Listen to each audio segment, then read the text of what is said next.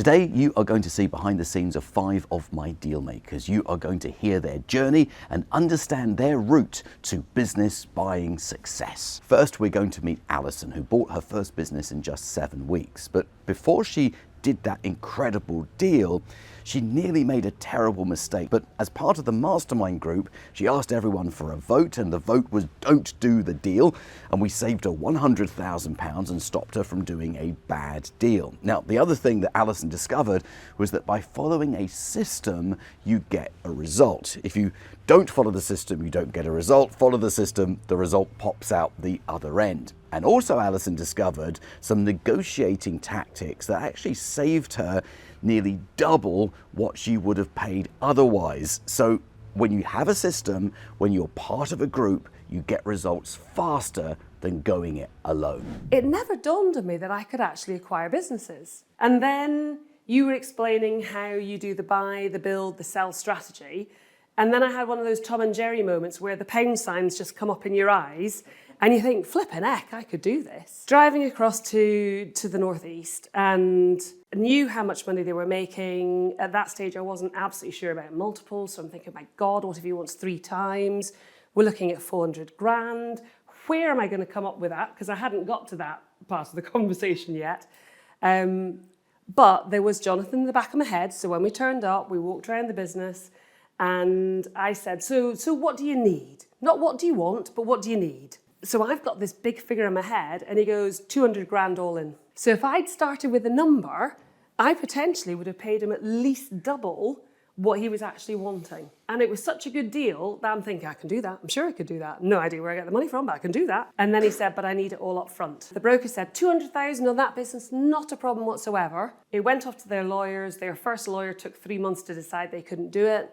They went to a second lawyer. We ended up in a situation where my lawyer was actually emailing them what they needed to email to us because they hadn't gone to a proper M&A lawyer. And then the finance guy turned around and said, I can only do half of it. So I went back and I thought, you know what? I do have something I can use. So I'm going to put the rest of the money in myself because I'm so confident I can get the money back out within a fairly short time frame.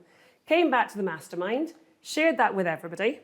So Jonathan decided to get the entire room, so if you can imagine this number of people and a few more, to vote on whether I should do the deal or I shouldn't. And guess what 100% of the room said? Don't do it. Don't put your own money in. And if I can just interrupt, this is a great example of when you are doing something in isolation, then you can make decisions that unless you've got a sounding board to sense check against, you would do that you wouldn't.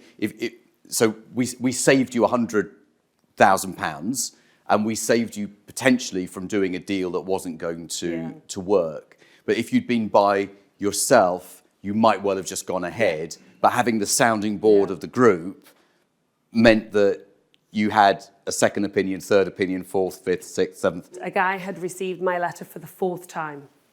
So you don't just send these out once to the one person, you send them again and potentially again.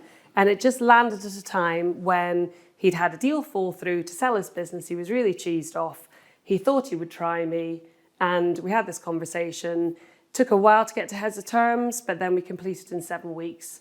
So it's only a small business, 300,000 turnover, 60 grand net profit, but it was cash flowing and it was a start. How would you say you've changed from, I guess, when we first met to now by doing that deal in the middle? I think there's a couple of things. That deal was good to get over the line. It's about 4 hours from where I live, so I have to work on it, not in it. The deals that I've got on the go at the moment, I've got a £750,000 one, I've got a 2 million turnover one.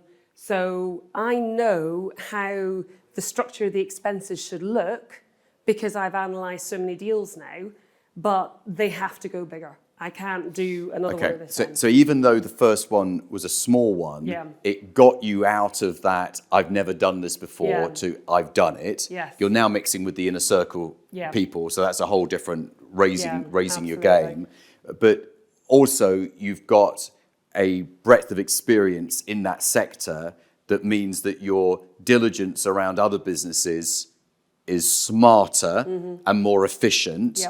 And you're probably wondering why you did that size of business when now you realise that actual fact it could have been the 3/4 or the 2 or whatever. Learning a system that works and knowing that when you actually follow the system and you decide not to go off the rails, it works. And you can get sound businesses that will give you that cash flow coming in every month. Then there's the camaraderie. Our mastermind group stayed on for another year because we were enjoying ourselves that much that we meet together once a month and then we go out for dinner or drinks or whatever. So what we've learned from Alison's story is that you need to follow a system, and also you need to be part of a group where you can have a sounding board, because that stops you from making expensive mistakes. Now we're going to meet David. Now David had actually bought a business before joining Mastermind in 2019, but he got serious about business acquisition, and after listening to dozens of episodes of my podcast, he said, you know what, now I need to do this professionally. And goodness me, he really did. He built a group that he then sold exactly 4 years after that first deal. I added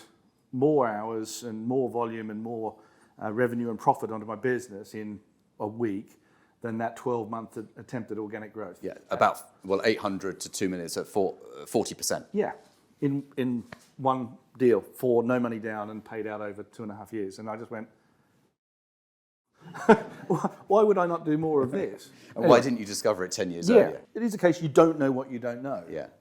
If you think that's how business is done and you do the grind and you do the startup, that's what you do. In the space of just under 6 months, I'd doubled the size of our business, more than doubled the size of our business, through 1 paid for and 2 free acquisitions. And I did God knows how many miles up and down the motorway, because I was the integration guy, I was the IT guy, I was the chief exec, I was the HR director, So I thought I'd better go and find out how to do this properly. And up and down the motorway, I discovered Jonathan's podcast and started at episode 1 and just listened for hours and hours and hours on the motorway. It was like the scales had been peeled from my eyes. It was just like, what have I been doing for the last 10 years?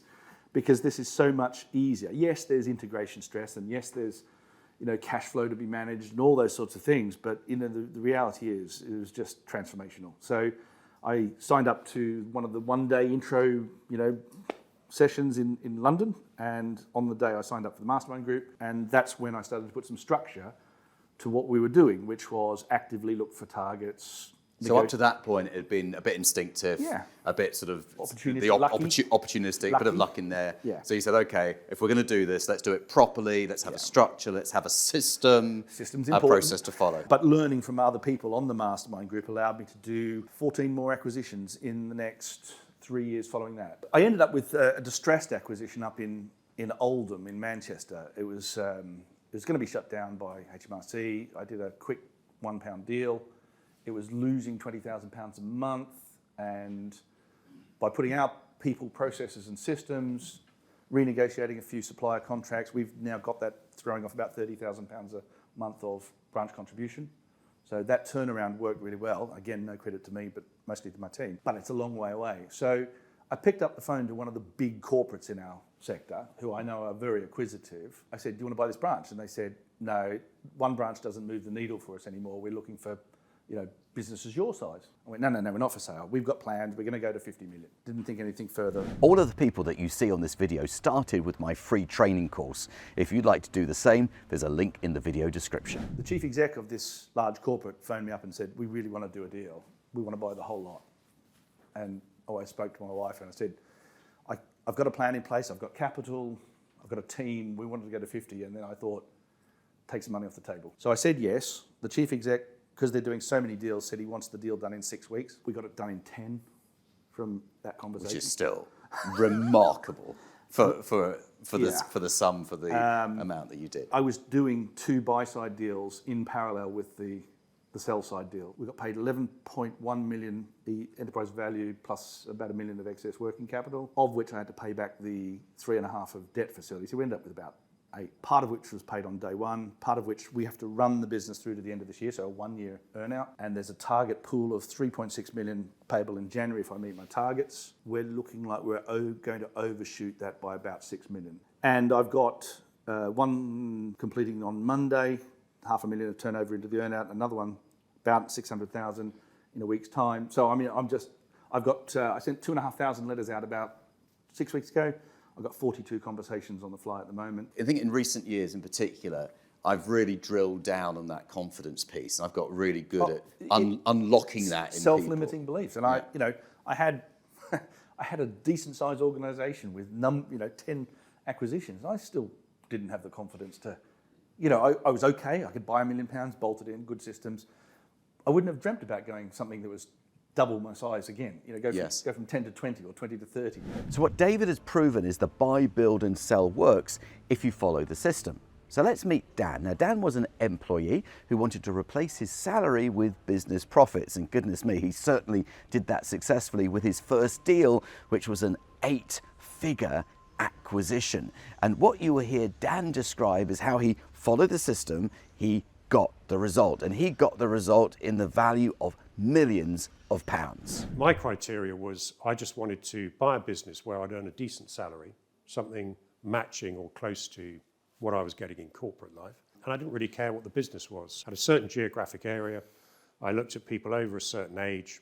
I put in a certain bandwidth for assets that were profitable, and I wasn't that fussy after that. So I sent the letters out for that 400, and I got one reply, which was the business I bought. I can't tell you what the exact sales figure was for the business because it's confidential, but it was just inside 8 figures. He said, that's what I'm looking for. So the moment he said the figure, he said that and above, that was the figure. And we never changed that figure for the rest of the process. It was then a question of how we'd do it. So I sort of said, well, it's probably going to be 80% up front, 20% deferred, which is generous.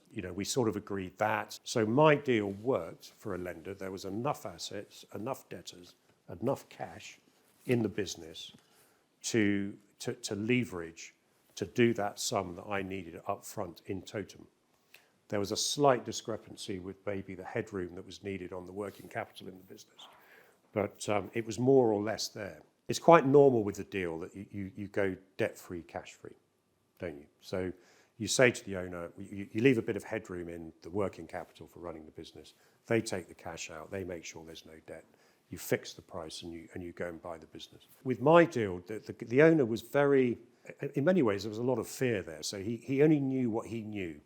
So that's why he owned everything, because he didn't like finance. He was always worried about things going wrong and that sort of thing. So he owned everything. And he also had a very particular view on how he ran the business that was very old-fashioned and a bit hard to understand at times. But one of them is that he thought there should be a lot of cash in the business. So when I first spoke to him, there was 3 million quid in the bank for a 5 million turnover business. Now he's making, if you imagine, if he's bringing in, 2 million profit a year, some of it he must have spent on other things, but basically he would spend half of that money on 2 or 3 new vehicles in cash, not leased, in cash, and then he would, with the rest of the money, sit in the bank or whatever. So I worked out quite early on listening to him. I sort of said, well, what's included in the figure? And he sort of said, well, everything. It's the business that is. And I said, well, that's the cash in the business as well. And he goes, yeah, the cash is part of it. And over the course of the year, doesn't take the brains of an archbishop, if a company makes 2 million in cash over the course of a year from when you've agreed a figure here, and a year later you buy it for the figure you've agreed here, it's worth 2 million quid more, which is what happened. So how much cash was there on completion? I think it's about 4.2 million. That became part of the... So you're paying a number that we can't say, but pretty... About 40% of it was... But 40% of it was actually more or less the company's own cash. And that's just the way that the deal went. So I suppose the lesson from that, especially for someone like me, from a corporate background, and when you've done this thing and you're talking to your friends, you get all knowledgeable about deal making before you've done a deal. And, was just to shut up and listen to the bloke and just think, well, okay, he wants to do it that way, we'll do it that way, that's fine. And we didn't rip him off. You've got to know that that's a good deal. You've got to know. And some people wouldn't know that's a good deal. Yeah. But you've got to know that's a good deal. And it's like, well, if that's the deal that he wants, that's a good deal. Let's do it. For me, it's been as the other people have found at Dealmakers, it's been life-changing. I'm very grateful to Jonathan and the course, but it's very much a team thing in here. I mean, there are 2 things in my life I'd say have had a major impact on my life. One was the army, the leadership development in that, and the other one's this. The formula works. That, you know, that if you follow that route, it works. Dan has shown how you can transition from being an employee to a business owner in a matter of months. And Danny has done exactly the same by following the system. Now, he has built an 8 million annual revenue manufacturing business empire by doing 4 deals. And none of them involved a penny of his own money. And it all started by watching my videos and listening to my podcasts and starting that journey of being a deal maker who starts doing it rather than just talking about it. I was down in London on work and I caught up with my old boss from when I worked in London, and he gave me some ideas of what to do next, and I thought, oh, I came motivated. Long drive back home in the car, downloaded some business podcasts, and there was a guy being interviewed called Jonathan J. And I thought, this sounds interesting. So I pulled into Next Services, because you were saying you have your own podcast. Downloaded all the podcasts, and 2 hours later, I had a plan of action, sent it to the Mastermind. I never worked in manufacturing, apart from on the advisory side. My first career was a chartered accountant. But I thought, let's look at manufacturing. And the idea was always that I wasn't going to work in the businesses, so it didn't really matter what they did. So don't you think that's an interesting way of approaching things? If you're not going to turn up every day and work there, does it matter so much whether it makes this or makes that or does this or does that? Because you're not going to be there. Yeah, and I thought, it's just, is it profitable? Yeah. Is the main exactly. point? Sent a batch of letters in April 2020, and then as a result of those letters, we completed the first deal in August 2020. So let's talk about the bit that everyone wants to know, which is what was the business like in terms of size, scale? So the business did about 2.4 million turnover, variable profit from $500,000 to 0 over the last sort of 3 years. What was it on the year that you bought it though? It was 160,000. Okay. In the last set of accounts. But you knew it had done Way 500, more. Yeah. The general manager, who was the general manager before, is the general manager now. So I haven't had to get involved in day-to-day at all, and I wouldn't be able to anyway. Can you tell us how much you paid for it? 900 and something. Okay, so out of that 900 and something, what percentage of that came from your personal funds? 0%. I did actually know the answer to that before I asked you. How did you do it? So the business owned the property. Yes. The factory. The deal was that I paid the sellers for the factory on day one, which was the majority of the total consideration.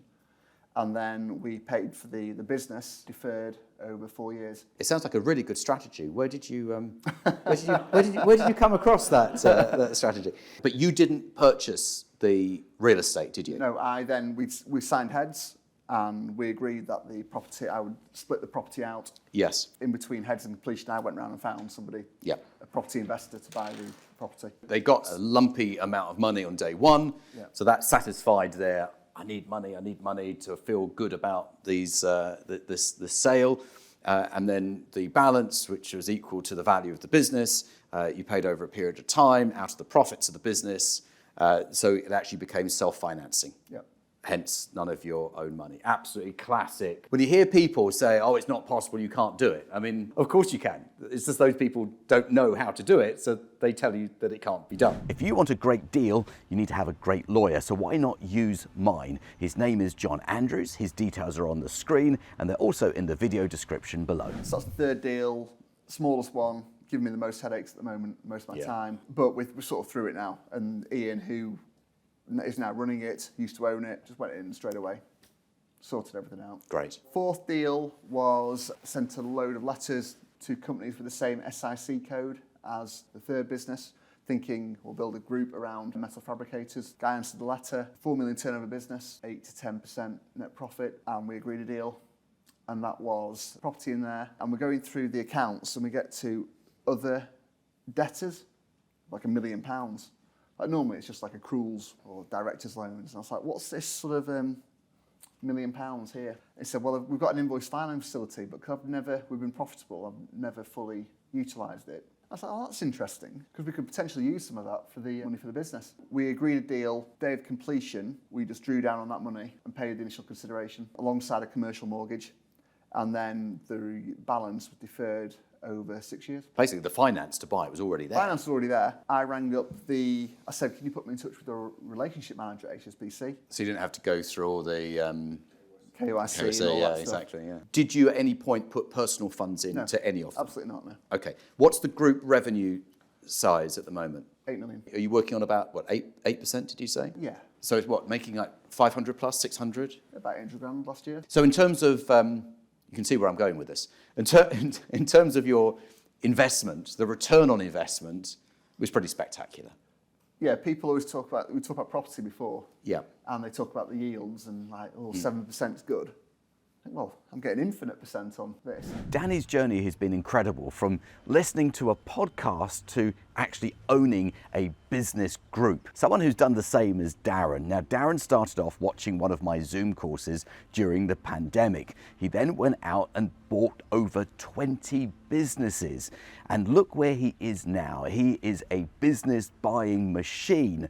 And his focus is on the motivation of the seller and incredible deal flow. We've got a chain of ladies' hair salons. We bought 21 in an 8-month period in 2020 and 2021. We've since got rid of 4 of those. We've bought 4 more. We're just disposing of 3 more. We're trying to buy 4 more. So we're kind of in that space at the moment, and we're just reworking the group to bump profit mainly. But over the last 12 months, we've also bought 2 marketing firms. We've just in the last 4 weeks purchased a printing firm, largely because the customer of a print firm is the same kind of customer of a marketing firm. They sell very complementary products. So we're in that space now.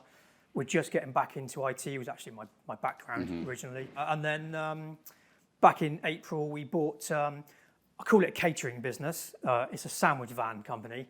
So we've got an office on a marina, and the sandwich van's been coming around for the last 6 years. And the guy knocked on our door last year and he said, "I'm moving to France, do you want to buy my sandwich van?" And I was like, "Not really, mate, it's a sandwich van." And he said, "But I've got 5 of them and we do £750,000. I went, "Come on in." So we agreed a deal with him. This was last year at some point, and we agreed about, I think it was 120,000 consideration. We got into due diligence. We uncovered tax issue in that he wasn't VAT registered, and he should have been. I think slightly over the threshold, right? Slightly over the threshold. In fairness, he did sell VAT-exempt stuff, but not, it was probably a third of what he sold. So we said to him, "You're probably 6 figures into a VAT liability here. We need to pull out, or you sell us the assets." So we walked away. And then back in April, Liquidator phoned us and said, "We're shutting, or this business is closing on Friday," this is on Wednesday, "unless someone comes along and buys the goodwill and assets, but you've got 24 hours. So long story short, we ended up paying an agent £10,000 24 hours later, and we inherited the exact same business we were going to pay £120,000 for less than a year ago. A great story. Yeah, that's a great deal. But I am probably the maverick in Jonathan's stable of, a lot of the stuff he's told you this morning I haven't done. I have bought very small businesses, and what Jonathan says is absolutely right. There is the same amount of work involved in a £300,000 hair salon deal than there is a £1 million printing firm. But you just get more upside on a bigger business a lot faster. My first deal was actually the easiest one I've ever done. A friend of mine owned half of another IT firm. I knew nothing about acquisition. And he phoned me and he said, "You've got an IT business, I own half of this one, I don't pull any of it out of it, it's a pain in my backside. Do you want to buy it?" And I went, "Yeah, sure, what do you want?" And he said, 120,000. And I looked at my bank and I went, "I'll give you 20,000. And he went, "Yeah, all right, then let's do that." So there was the subtle art of negotiation you're witnessing here. Yeah, you can have what's in there. And there was no kind of mechanics or logic behind it. And 3 weeks later, we stumbled over the line with this deal. And at the time, I was employing telesales salespeople. We were growing by 250K a year, and I just paid 20 grand to do a deal worth 400,000 to me at the time in 3 weeks. The first thing I look for is, I think you alluded to it earlier, a highly motivated seller. Some of the deals, we actually got someone to pay us 20,000 last year to take a business off of her hands that was, these are small companies, it was cash flowing 80,000 a year. She paid us. The reason she paid us, because she told us, this was in December 21, another hair salon, and she said to us, and actually you're right, the motivation is largely retirement, ill health. We've seen a lot of sellers where they don't want to retire, or they're not ready to retire, but their husbands, wives, partners have. And so they're sat with this business around their neck, and then their spouse or partner is running around the golf course or the tennis club and having a great life. So they want that life. So 2/3 of the economy is owned by people that are not primarily motivated by money. So we look for those people and we find out what's important to them, and then we give them what they want. I always say about deal flow, when we were buying the salons, we had a pipeline of 30 to 40 at a time. And when you're in that position versus having one deal, your power of negotiation is ridiculous. Absolutely. Ridiculous. Yeah, those options allow you to walk away, and the most powerful thing you can ever do in any negotiation is know that you can walk away and say no and mean it, and not be bothered about whether it happens or not. The more bothered you are, the worse deals you do. The less bothered you are, the less emotionally detached you are, or the more emotionally detached you are, then the better deals you do. Yeah, the very first call I have, I normally say, look, we're going to get into some kind of numbers at some point. What I'll tell you up front is I don't ever factor in emotion to deals and valuations. You will, I don't. This is your baby, not mine. I tell them that I don't value on things I can't see. A lot of businesses in that sector, there's cash knocking around. Catering firm, there's cash knocking around. If they're parking it out of the way and I can't see it, it's not factored in. And I tell them that I don't value anything based on future. If you've enjoyed these stories and want to learn more about buying a business, I've put another video that you are going to love on the screen. And don't forget, subscribe to the channel.